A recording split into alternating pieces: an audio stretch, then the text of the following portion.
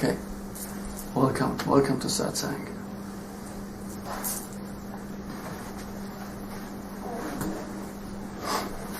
The last few emails, people were addressing their need in a very powerful way. Okay, I don't want to tell you what it is yet. But the topic today is called, what is your next step?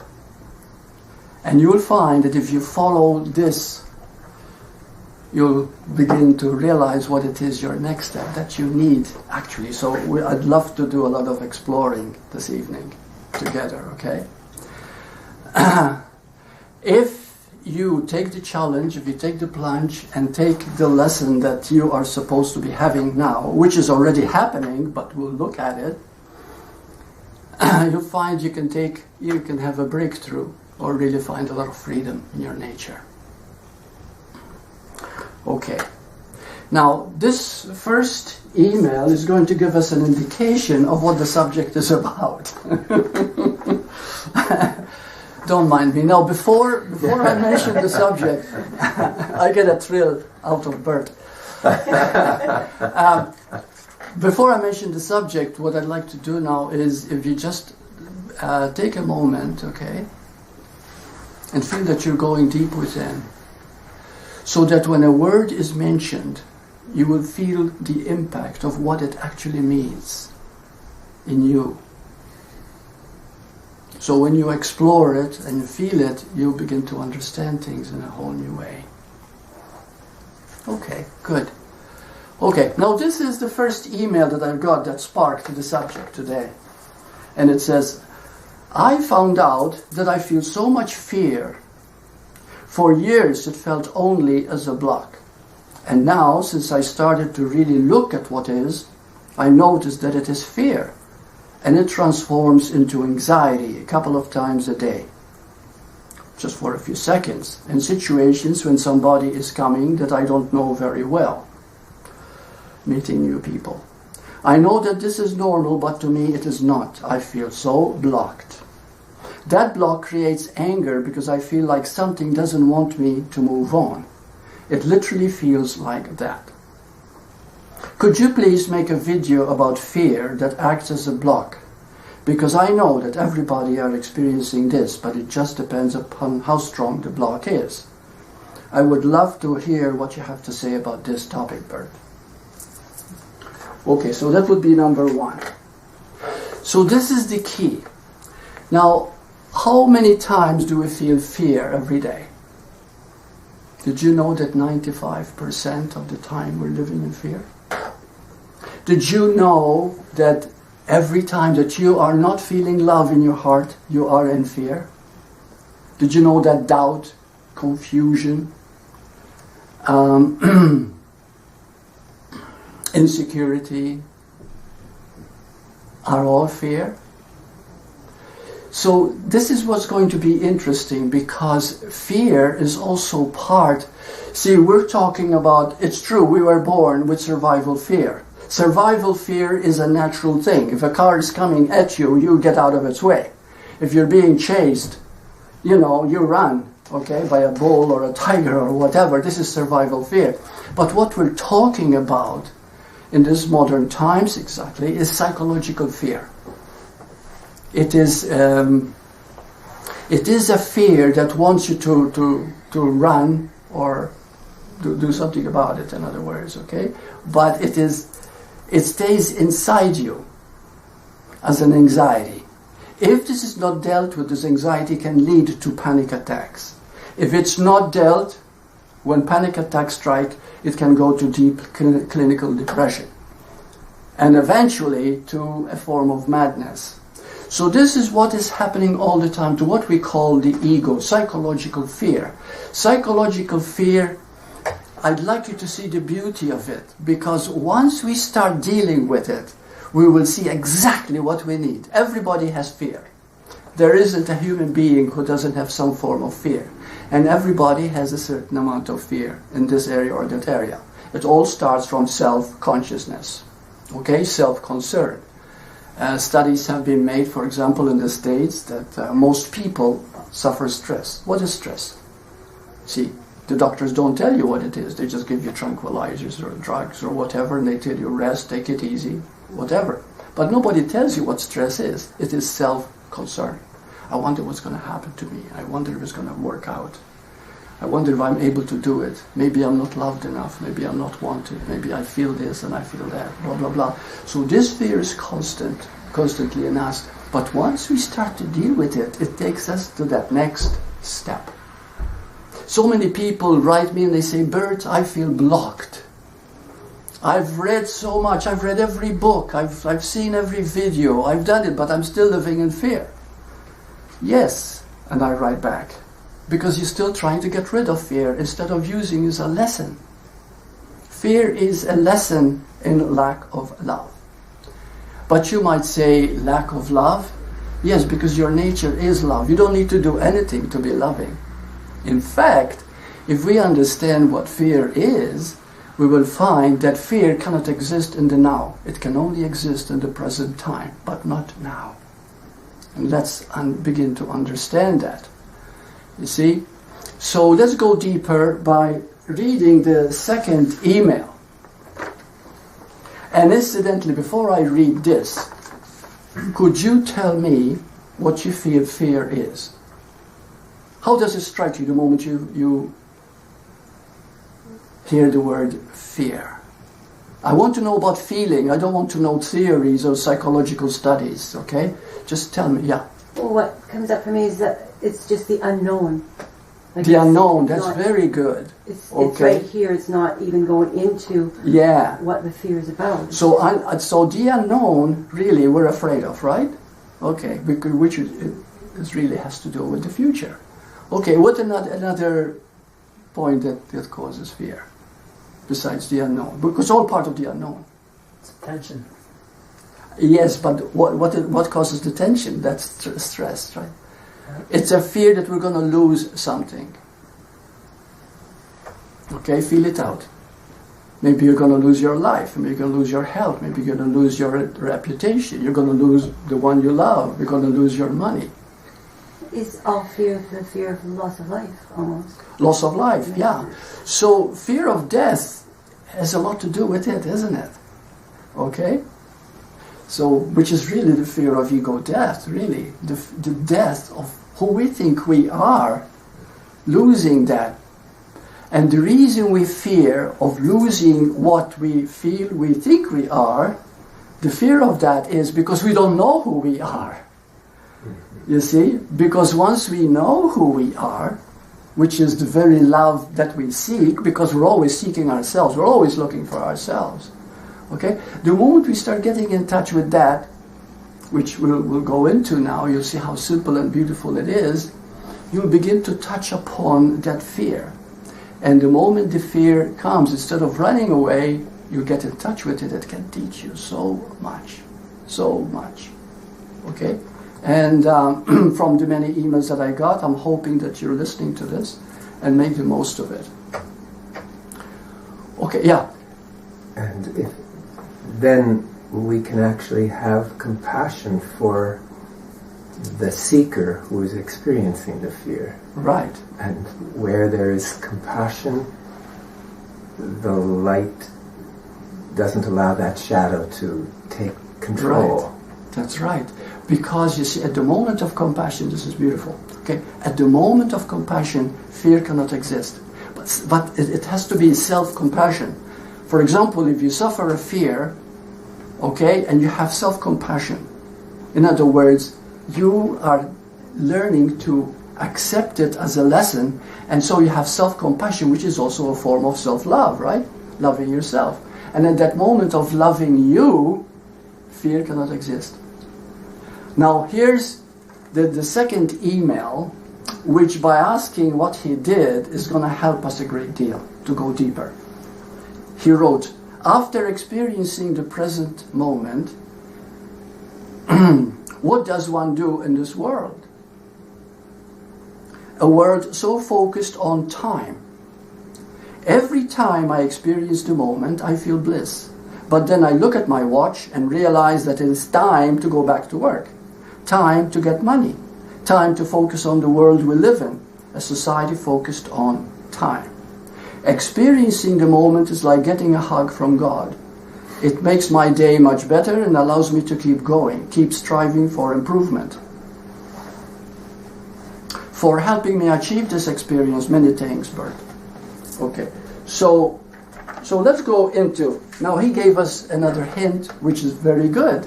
Because if we listen to ourselves when we're asking a question, we'll find that the answer lies in that question. Everything is time. Feel it, please, okay? And I'd love your feedback. Fear is time consciousness. All of it. Fear is really time consciousness. Okay, aware of the past as who I think I am, conditioned by how I was, and fear of the future, anxiety. Okay? Because fear takes us back into the future. But in the now itself, fear cannot exist. You're walking down the road and you see beautiful flowers. And you notice them for the first time. And as you notice that flower, at that moment that you notice that flower, could fear exist? Could negative thinking exist? Could hate exist? No. The reason you were able to watch a flower, or the little kitten, or the friendliness of a dog, or the sweetness of a gorgeous woman, at that moment of appreciating that, at that very moment itself, fear cannot exist. Because that moment itself is the clarity of the heart, is the intuitive heart. Okay, I was giving an example. I was having coffee with Jan and her daughter, and I think I used this example. Yeah, but anyway, if I didn't, it's coming now. You become aware of your lover. You haven't seen the love of your life for a long time. And all of a sudden you see him in the distance or see her in the distance, and all of a sudden he or she sees you and they run towards you and you run towards them, and all of a sudden there's a moment when the lips kiss, and as soon as you're feeling one with that person, are you self-conscious? There is no real self there to be self-conscious. That's beautiful. There is no self to be conscious. The moment is complete here. The moment there is total involvement in the now, you transcended time. You're not thinking, well, while you're kissing, you're not thinking, when are we going to stop? Or when are we going to start again? Right? You're not thinking that you're just one with the kiss, right? At that moment is complete. But here's another thing to feel out. Now, he was saying, it's great. It's like a hug from God to live in the moment, but you still have to go to work, you still have to do this, you still have to do that. Do you see the thinking here? What's causing this thinking? We think that there is time to go out of the now. Can you ever go out of the now? Yeah. Chopping the wood and carrying the water, we are always hugged by God. So the hug never stops. Right. So that moment is always there regardless of the circumstance. And sometimes, yes, if you're being kissed by your lover, it's a powerful one enough to have you disappear, but really, that's present every moment. That's present every moment, isn't it? You see, that is the whole point of what we call spiritual growth. Okay, it is not a religion, it's not a belief, it's not a dogma, it's not something you need to study, it's something your own heart, your own core being. So when you begin to live the moment, it becomes, you'll have moments of clarity. You see? You can be sitting still and all of a sudden you feel that oneness, you feel that beauty, you feel that glory. That is who you are. Because at that moment there is no fear. The moment fear is not, you experience your true state. Many people live and die never experiencing their true state, which means that they never lived outside of stress, outside of time. Got it? See, let me explain this, just to go a little deeper. For those of you who are feeling, well, present time and now, they're both different? Yes, the present time and now are both different. Right now what I do is Skyping. I Skype all over the world, and I Skype every day, and I get people from Australia, Africa, India, you name it.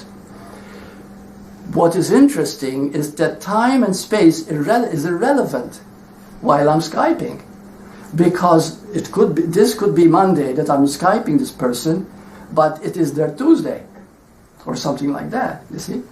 So, and space is immeasurable, it's so vast, but this now, we're together. So there's no time and space, you see. So there is only now. The present time is different, but the now is now, always now, eternally now. So when we say, oh, I've got to go back to work, you've lost it already, and then people wonder what is happening. You cannot lose now. Now you might say, but if I go to work, how can I stay now when I don't like to work? That's it.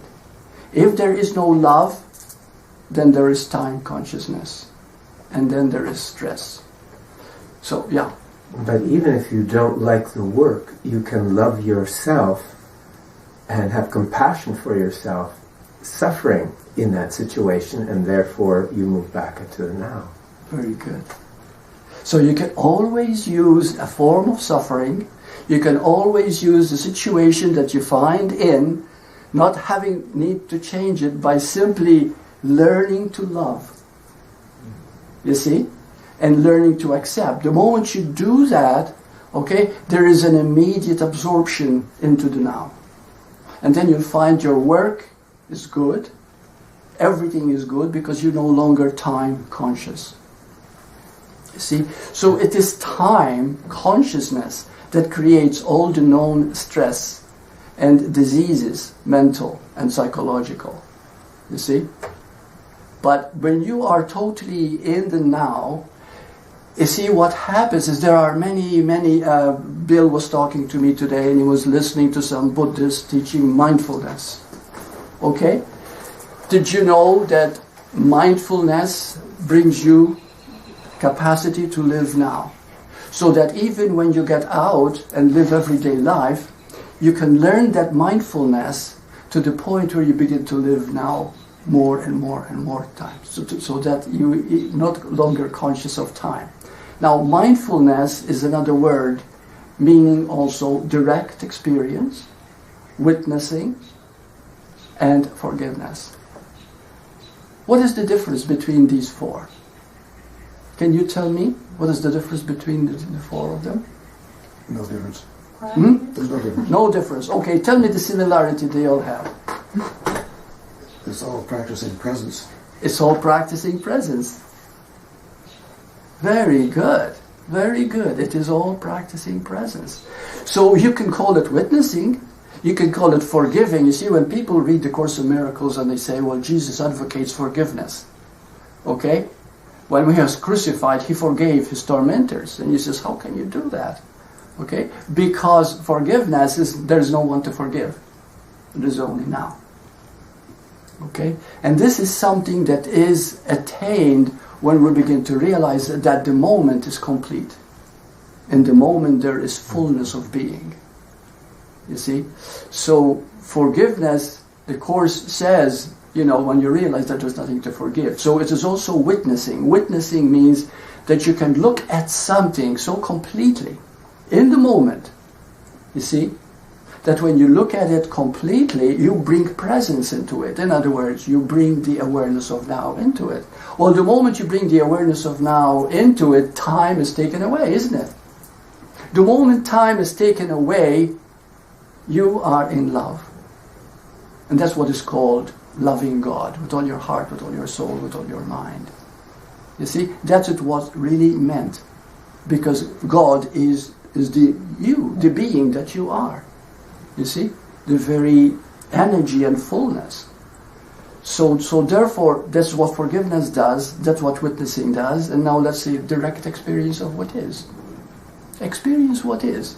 It doesn't matter whether you call it fearful or anxious or whatever. Stay with it. And the moment you stay with it, you bring it to the moment. The moment you bring it to the moment, you don't have to love it or not love it. You don't have to do anything. Your nature is love the moment fear is not there. Are you with me? This is very important. Fear is always with us. The average person in the street is in fear all the time, but they don't know it. Because they think that this is their life. Self-consciousness, uncertainty, fear of expressing yourself, fear of being yourself. You see? We don't realize that these are fears keeping us from being alive. But we do not realize that if that fear was not present, we are in love. But we never experience that love because we miss it completely through living in fear.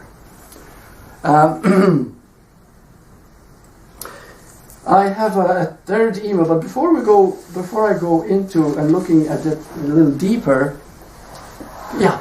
I just wanted to say the thought came to me because I know it happens to me, and that is that when you hear the words love yourself, sometimes your mind tricks you in saying, I can get out of this situation by loving myself, which is just another trick to maintain the ego. Excellent. So it's so not beautiful. It's not about playing the spiritual great lover game. Yeah. It's about being impacted by the moment with no safeguard and letting your heart come out and it's meet not that you moment. doing anything. Yeah. It's allowing yourself to be, not be something. Yeah. That's beautiful. That is beautiful. And it's very good because when you hear the words love yourself, I'm going to start loving myself now. I give myself a hug, you see, and we go through the motion and we kid ourselves. There is no self to love. You are love itself. You see? So the moment you are in the moment, you are love. Period. You know, there's a guy and he wants a Ferrari. He wants it more than anything in the world. And he figures that if he's driving that Ferrari, he's going to be on top of the world. Women are going to fall for him. So he saves and saves and saves and thinks about getting this Ferrari. I'm making it up, but bear with me. So one day he has the money to buy the Ferrari. The moment he buys it, all desire for the Ferrari is gone because he's got it now, right? So what happens the moment he's done all that seeking and all that craving, and now he's got the Ferrari? There's a moment of peace at that moment. Not the next day, because the next day he's afraid somebody's going to scratch it or whatever and make the payments or whatever. But at that moment he's got it, he's at peace. Because in the moment there is no desire anymore. There's only being. Are you with me? This is very important. You see, all the time we're seeking and striving and wanting. But the moment you reach a point where you realize you are, and you rest in that, there is total peace. That peace is also love. That peace is also joy. Because that is the nature. The Course in Miracles calls it the holy instant. You see, there is that instant of being that makes you feel complete. There are moments of completion. That's why some meditation sometimes can be so beautiful, because it brings you to the spot where the mind ceases. You see? And in that moment of cessation of thought, there's a moment of being. And that is who you are. Not this or that, being this or that, you just are. And in that are-ness is the very nature of who you are. Yeah. Just what I saw that is the day after Ferrari, we don't want to stop. Our ego survives and gets an identity through perceived movement. So it wants to desire. It wants to chase the next thing. Well, now I obviously need a bigger garage. Because if it stops, it disappears. And that's right. It's dead. And we don't want to disappear. So even though we are happy, yet somehow the next day we get up and want to strive for more, not realizing that is defeating the very thing we wanted most, which is the fulfillment of this moment. But we miss it because we go searching to make it even better. The ego's never satisfied. That's so good to bring this up. Okay, this is wonderful. But it's the ego sort of in search of the oh God moment. Yes. Yeah. The ego is always chasing after orgasm. Yes. Yes. No, it's true. It's true. It's after orgasm all the time. We're always searching for that touch, for that look, for that feeling of approval, for that feeling of being loved and wanted and needed.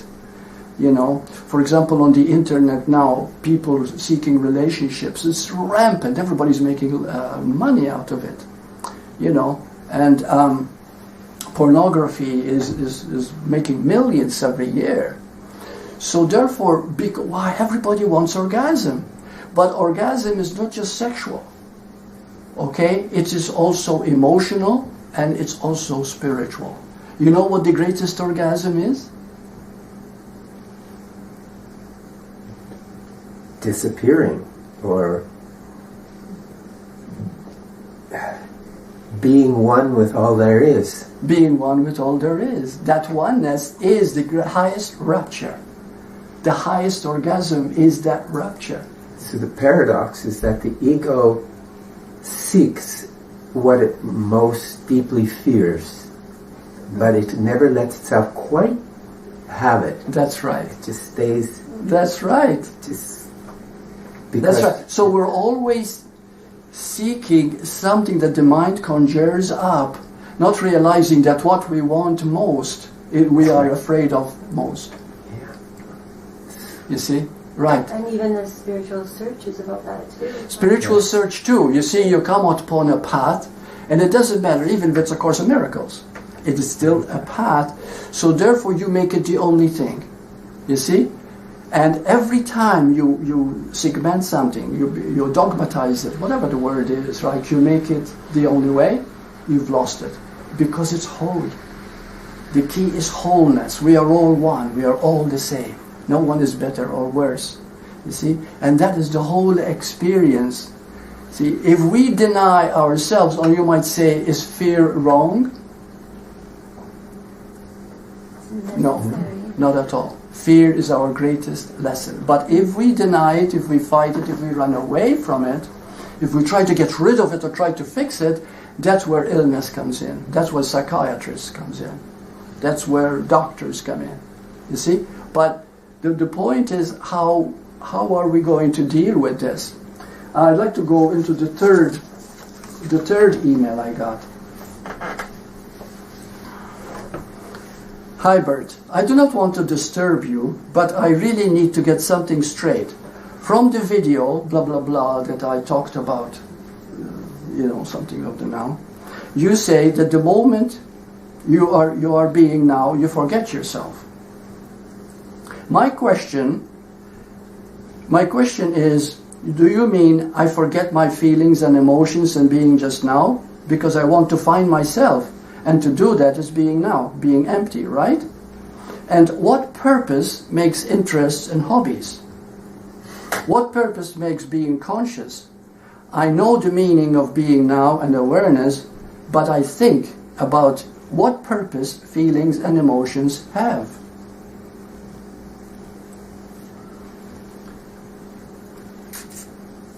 What meaning and what purpose have emotions and feelings? The nature of physicalness. The nature of the human, right? Yeah. Why is it natural to have feelings and emotions? Could they be wrong that we have them? They're what we come with in this little carbon unit. Right. So why are they there? They're just a result of the thinking. Okay. Mm-hmm. Okay. And so why do we have thinking? It's what the brain does. And why does the brain do that? Well, first of all, thinking doesn't really come from the brain. The brain is like a radio receiver. Yeah. Okay. The thoughts come from the past and they come collectively from an environment. If you enter a home where people have always been fighting, always been there, you can feel it. You can feel the tension in that room. Okay, that's collective. And your thoughts might turn to be negative without realizing it. You go to a party and the people are such that it's not your kind of thing. You're a little bit more evolved in the sense that you are dealing more with knowing who you are. But they are totally getting drunk and smoking and taking drugs and doing this type of thing, thinking that they're living wild and living happy. Because that's another thing. Why do we want to be wild and we go party mad? Okay? It's a form of release of our emotions and thinking. But before I lose myself in going through this example, you go to this point and you find that, oh my goodness, I'm feeling so negative right now. I don't want to be here. This is really affecting me. Okay? In other words, that was collective. Your thoughts were not coming from your past, they were coming from the environment. Is it still on? No, I was being nosy. Yes, it is. Oh, okay. Okay, so are we clear here? Okay. So thoughts, how do they create emotions? It's a huge package of varying perspectives. We judge thoughts, either good or bad. We judge thoughts and become very good, very good. The moment you judge a thought, you make it wrong or something like that, immediately it becomes a motion of energy in the body. Could be off, or could be off. It just changed to nothing. Oh, really? Can you have a look? I'm not sure. Okay. I think it's still on. The red light is blinking. Oh, okay, great, super. Okay. Oh, okay. It was just animated before. It's still on, right? I hope so. Let's double check it. Yeah. Technology. Yeah. Oh no, it wasn't on. Oh, it might be low battery. Yeah, okay, I'm glad I put the other one on, hoping it works. But anyway, so where were we? Okay, so when time comes in, emotions always create time. How do they create time? How do emotions create time? They bring the past into the present moment and fear the future. Oh, beautiful. Beautiful, so clear, right. And that's how we create fear. You see? And they block us from the very moment that we're always seeking. When a mother gives birth, it doesn't matter the pain that she's gone through. She's looking forward to that child and holds that child in her arms. At that moment, she's in love. In that moment, she forgets even her own pain because she goes into that moment. You see? So that's what love does. Love is the moment itself. And the moment is eternal. Did you ever know now not to be now? Is there an exit to now? And in the now, where is tomorrow? Something that hasn't happened yet. And where is the past? It's history. Did you know that now is the only thing you have?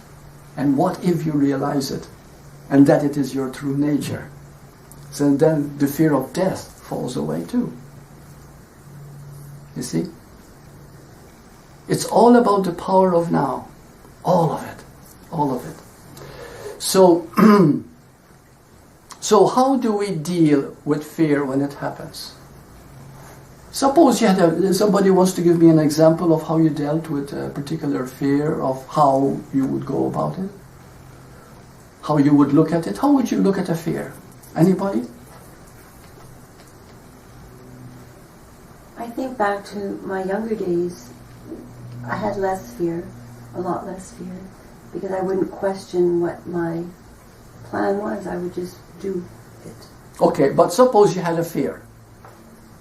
We're talking about how would you deal with a fear when it arises. You see, there's a fear now. Okay, 99% of the time, the moment there's a fear, we're caught in it. Period. We're just caught. Okay? We want to get rid of it. We want to fix it. We wish we didn't have it, or you take a drugs or something to, you don't want it. But what if at that moment you've listened to these satsangs long enough that something in you says, hey, take a deep breath, stop and look at it. How would that change everything? Well, for one, we don't have fear. Fear has us. We are so identified and glued into the fearful one that we have lost touch with our awareness and our being of who we really are. And if we had even a smell of that, then we could have deep compassion for the trembling one before us that we're trying to figure it all out. And that, just being aware of the sufferer in that fear, allows you to see the ghosts that the fear was composed of. Right. Mm-hmm. So if you look at a fear has something that we miss. It creates an emotion. An emotion means motion of energy in the body. Your heart maybe pounds, your stomach maybe just, trembles, whatever, you just use gut wrenching. You feel it in your body. Okay? So at that moment, this is how you deal with the fear.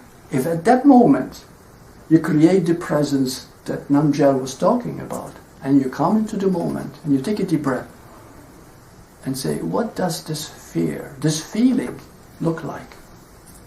What shape does it have? What color? What taste does it have? Or you don't try to figure it out. You just ask those questions. And the moment you do, you're brought totally into the moment, so that the moment you're brought into the moment, you're brought back to love. Because now is love, always love. God is now itself. You see? You see, what we need to do is simply to go beyond time. So as you bring it into the moment, all of a sudden you begin to feel a respite from the whole thing. Wow, it is not as bad. Where did it go? Incredible. Incredible. When Ramana Maharshi was 16 years of age, 17, a fear came to him. It was a tremendous fear, a fear of death. And it was shaking him up, you see. But instead of running to a doctor or talking to somebody or trying to fix it or so anything, what he did was lie down and says, this fear is taking over, but what is it? He looked at it. And that very looking changed him and the history of the world, because he reached millions of people. You see, he passed away in 1950, but his influence and his teaching was such that has revolutionized many, many teachers nowadays who teach Advaita are being touched by him. So he actually realized that there is only the self, the capital S, and that's who I am. And from that moment on, he went up on a mountain and he lived there for the rest of his life. And he's quite unique, But because many people throughout the world wanted to come and see him, and just by his gaze alone they were affected by his tremendous love. He's living in the moment all the time. He never lived in time. This is something quite rare, but then again, we know that Jesus did, Buddha did, you see, and other great ones. So anyway, so we go back to this, that when you allow yourself to experience the fear and really look at it, that very looking itself will transform it.